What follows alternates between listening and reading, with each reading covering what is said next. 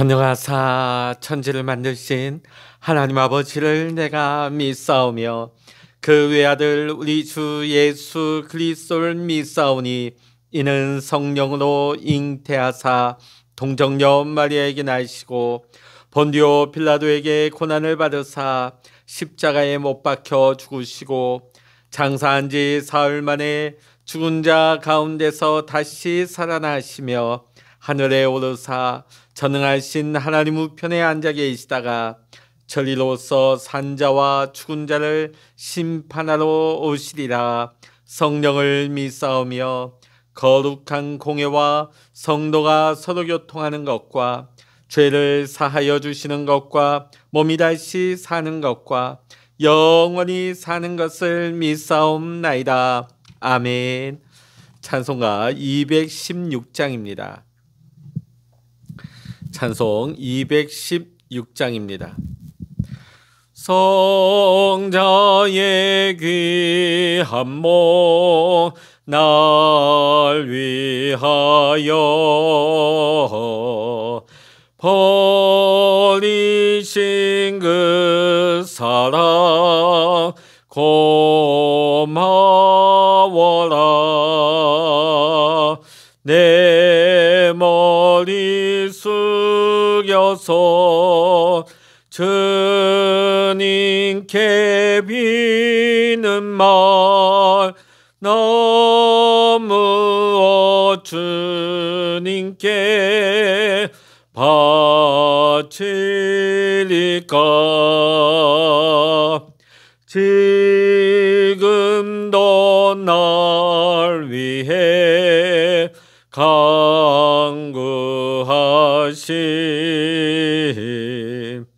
이 옅은 믿음이 하옵나니 주님의 참사랑 고맙고 놀라워 찬송과 기도를 쉬지 않네.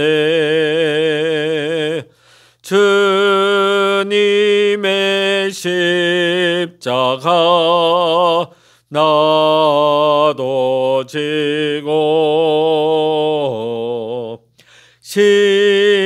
신실한 믿음과 마음으로 형제의 사랑과 친절한 위로를 네게 나 베풀게 하옵소서.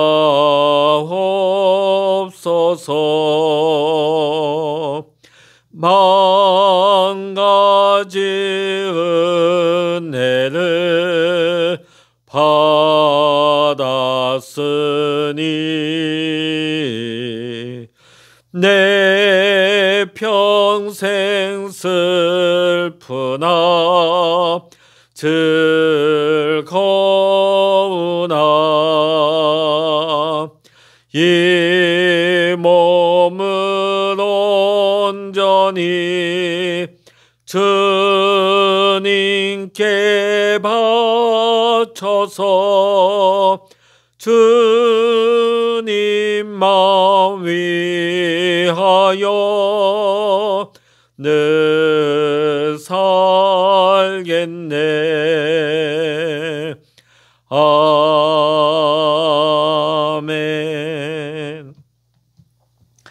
아멘. 이 시간 우리에게 주시는 하나님의 말씀 신약 성서 누가복음 2장 41절로부터 52절까지입니다.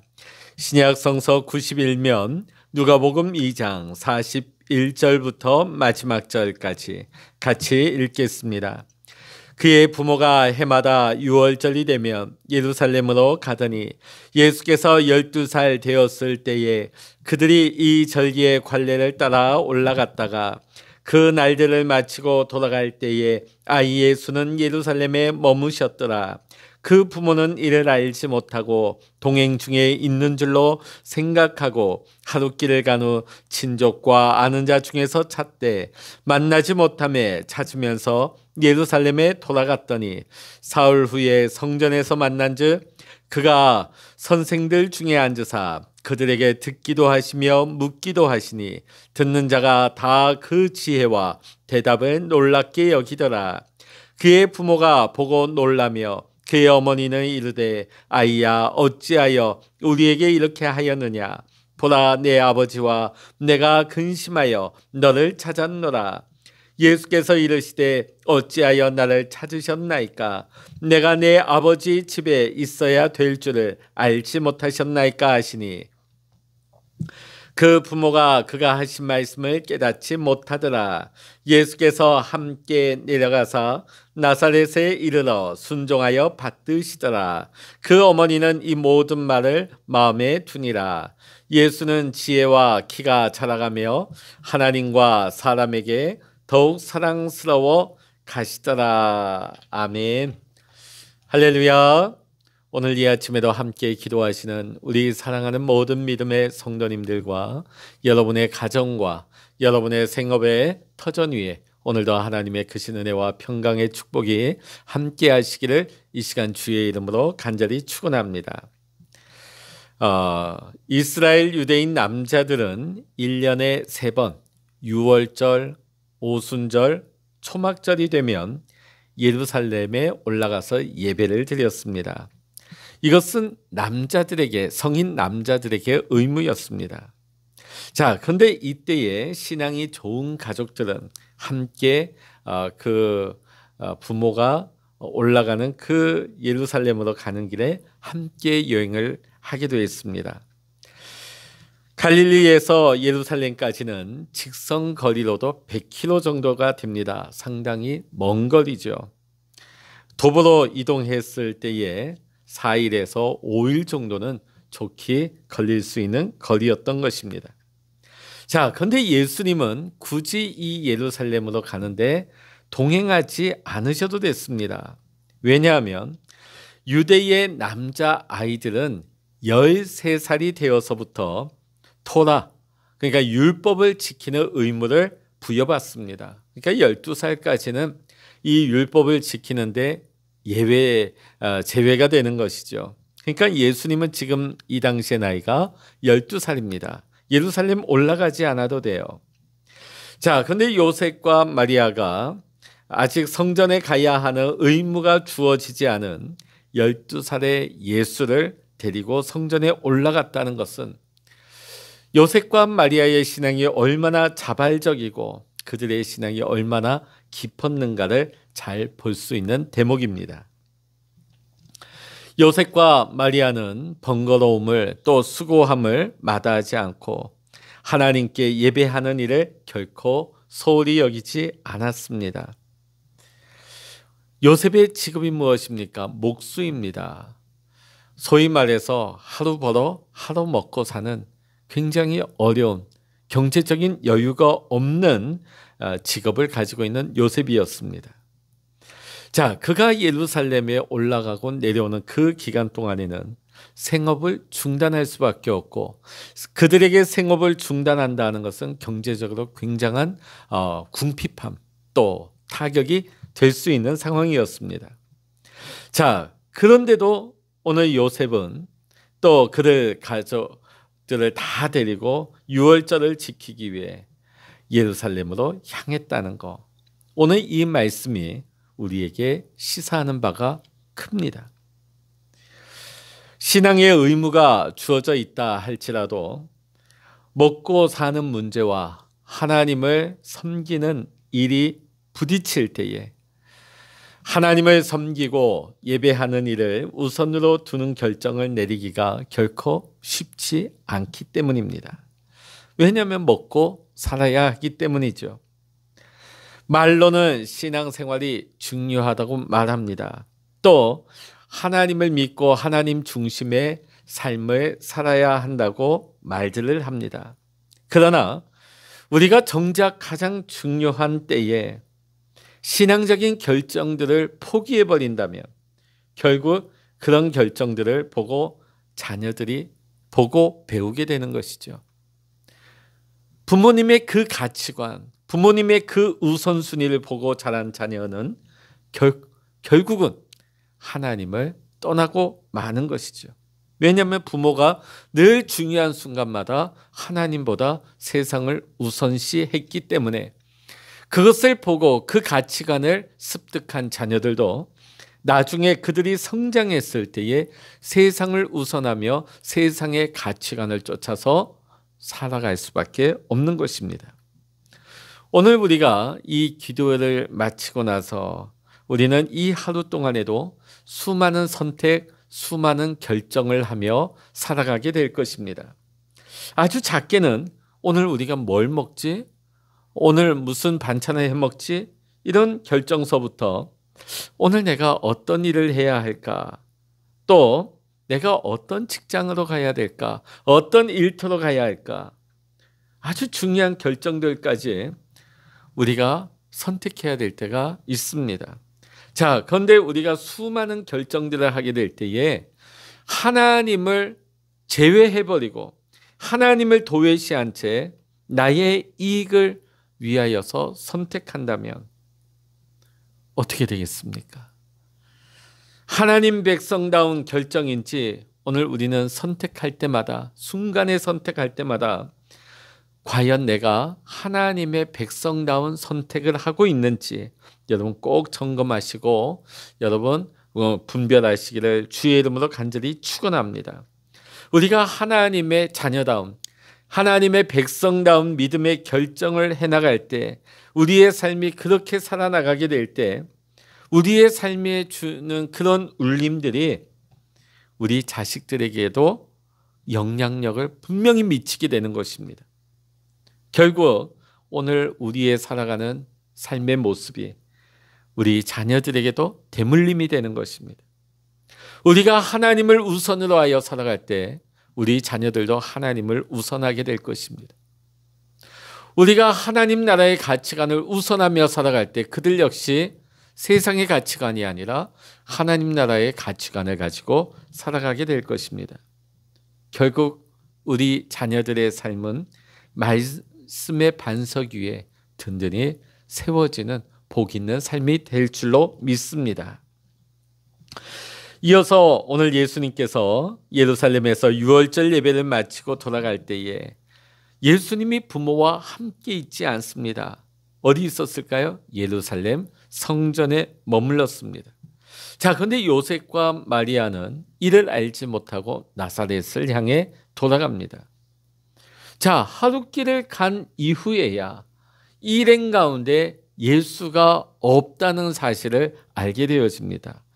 왜냐하면 그 당시에 친족들과 함께 그 마을의 신앙의 동료들과 함께 올라가다 보니까 지금 우리 옆에 없어도 우리 친족들 중에 우리 일행들 중에 어린 예수가 있겠다 이렇게 생각을 한 것이죠. 자, 여러분, 자 이제 하룻길을 지났는데 어린 예수가 없는 것을 알게 되어집니다. 여러분, 우리가 아이를 잃어본 경험들 한두 번씩은 다 있을 것입니다. 자, 그러면 우리가 어디로 돌아갑니까? 왔던 길을 다시금 역순으로 되돌아야 가야 하는 것이 순리이겠죠. 자, 오늘 요셉과 마리아는 사흘길을 찾아 나선 끝에 어디로 결국 돌아갑니까? 원점으로 가게 되죠. 예루살렘 성전으로 갑니다. 자, 그곳에 가보니까 그곳에 있는 선생들과 대화하는 예수님의 모습을 발견하게 됩니다. 46절, 47절의 말씀 보니까 예수님이 그곳에서 선생들과 함께 앉아 토론하는 모습을 우리는 볼 수 있죠. 예수님의 지혜와 대답, 통찰력 있는 답변을 선생들이 들으면서 매우 놀랍게 여겼다고 오늘 말씀은 증거하고 있습니다. 자, 그런데 요셉과 마리아는요, 이러한 예수를 발견하고 야단을 칩니다. 왜 그랬을까요? 사흘 동안 얼마나 불안했을까요? 사흘 동안 얼마나 초조했을까요? 그러면 좋은 말 나오지 않겠죠. 야단치죠. 혼내죠. 이것이 자연스러운 부모의 모습일 것입니다. 자, 그런데 훈계하고 야단치는 부모님의 꾸중 앞에 예수님의 대답을 한번 보시겠습니다. 49절입니다. 예수께서 이르시되 어찌하여 나를 찾으셨나이까? 내가 내 아버지 집에 있어야 될 줄을 알지 못하셨나이까? 하시니. 자, 오늘 여기 보면 예수님께서 이 성전을 가리켜서 내 아버지 집이라고 합니다. 내 아버지. 자, 고대 유대의 문헌들을 살펴보면 내 아버지라고 하는 표현이 거의 없습니다. 우리 아버지라는 것은 드물게 표현되어져 있지만 나의 아버지. 왜냐하면 야훼 하나님이 어떤 분이십니까? 거의 하나님의 그 영광 가운데 죄인된 우리는 근접조차 하지 못하는 거예요. 그러니까 사실 야훼, 여호와 하나님의 그 이름조차 함부로 부르지 못했던 거죠. 그런데 그 하나님은 어떻게 내 아버지라고 부르겠습니까?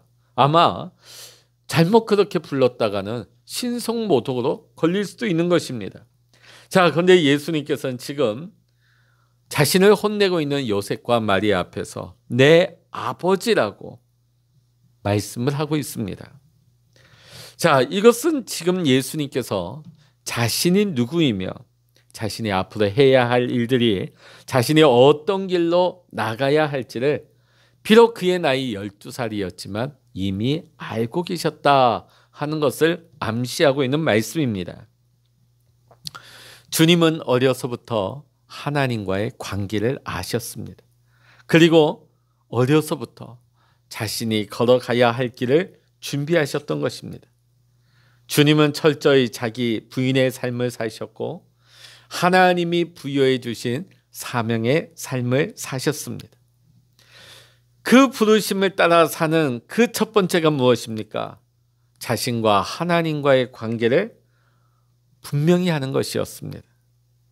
그래서 오늘 이와 같이 우리가 주님의 모습을 보면서 오늘 이 시간을 살아가는 우리 모두도 하나님의 부르심을 우리 바로 이해하고 그 부르심을 따라 살아가는 삶을 살아야 할 것입니다.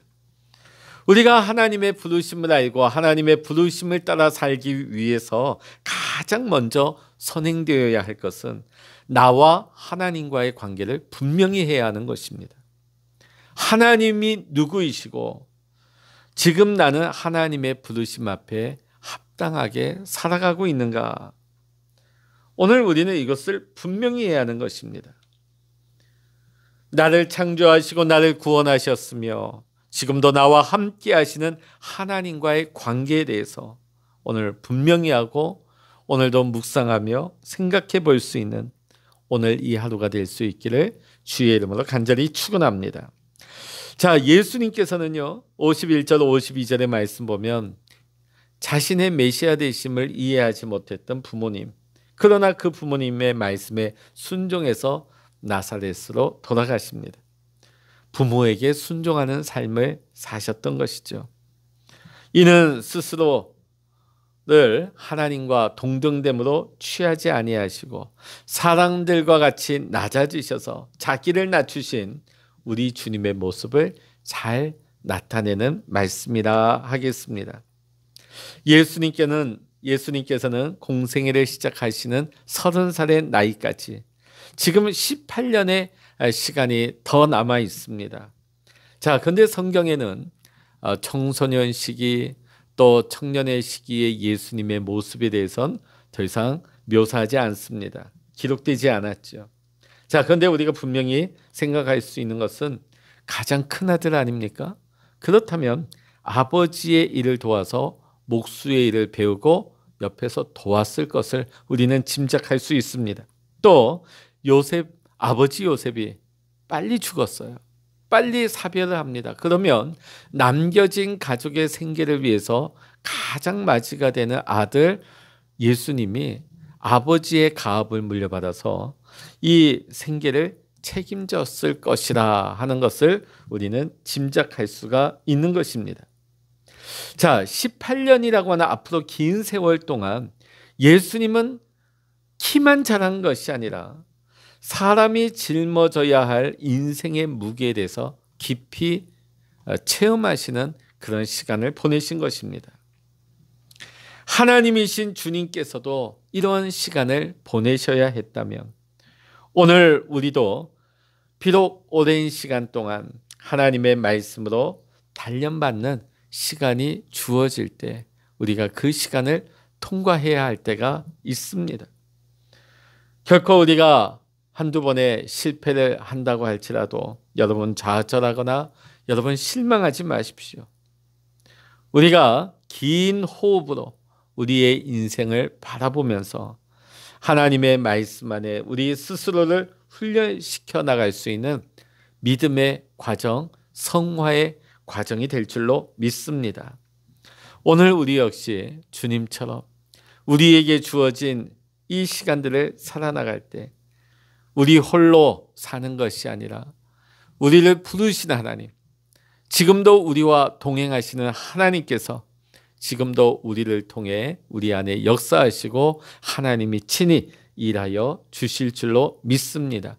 오늘 이 하루도 하나님과 함께 믿음으로 살아갈 수 있는, 하나님과 동행할 수 있는 저와 여러분 모두가 될 수 있기를 이 시간 주의 이름으로 간절히 축복합니다. 기도하시겠습니다.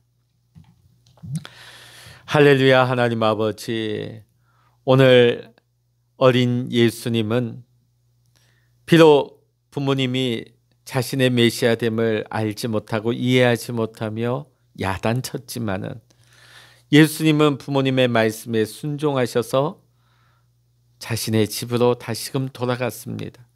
그리고 18년, 앞으로의 18년이라고 하는 긴 시간 동안 힘든 가정생활을 다 견디어내셨고 또 그 생계를 책임지시기까지 했습니다. 오늘 주님께서는 자신을 철저히 낮추실 뿐만 아니라 오늘 우리가 이 세상 살아갈 때에 많은 사람들이 인생의 무게를 감당하고 있는 그 생계의 문제까지도 예수님은 친히 담당하셨습니다. 오늘 예수님께서는 그 가운데서도 철저히 낮아지시고 하나님의 뜻을 구하며 하나님의 때를 기다리며 믿음으로 살아가셨습니다. 오늘 우리가 이 시간들을 살아갈 때도 비록 때로는 우리가 다 이해할 수 없고 어려운 순간순간들을 지날 때가 있습니다. 그러나 철저히 낮아지게 하시고 아버지의 뜻을 구하게 하시고 오늘 우리 안에서 일하시는 하나님을 바라보면서 믿음으로 하나님의 일하심을 순종하며 하나님과 동행할 수 있는 우리 믿음의 성도님들 다 될 수 있도록 주여 축복하여 주시옵소서. 오늘 이 하루를 살아가며 우리가 선택하게 될 때에도 세상의 가치를 우선하지 아니하며 우리가 비록 손해보고 내가 조금은 손해본다 할지라도 우리가 하나님 우선으로 신앙의 가치관을 가지고 살아갈 때에 하나님 우리 가정 안에 우리 자녀들에게 믿음의 본을 보이고 믿음의 선한 영향력을 나타낼 수 있는 오늘 요셉과 마리아 같은 모습으로 믿음의 부모의 모습을 보여줄 수 있는 우리 모두가 되게 하여 주시옵소서. 오늘도 우리와 함께 하시는 주님을 찬양하고 주님을 의지하오며 우리 주 예수 그리스도의 이름으로 간절히 기도하옵나이다. 아멘. 찬양하라 내 영혼아, 찬양하라 내 영혼아, 내 속에 있는 것들아 다 찬양하라. 기도하라 내 영혼아, 기도하라 내 영혼아, 내 속에 있는 것 들으라 다 기도하라. 주여 일창으로 합심하여 기도하십니다. 주여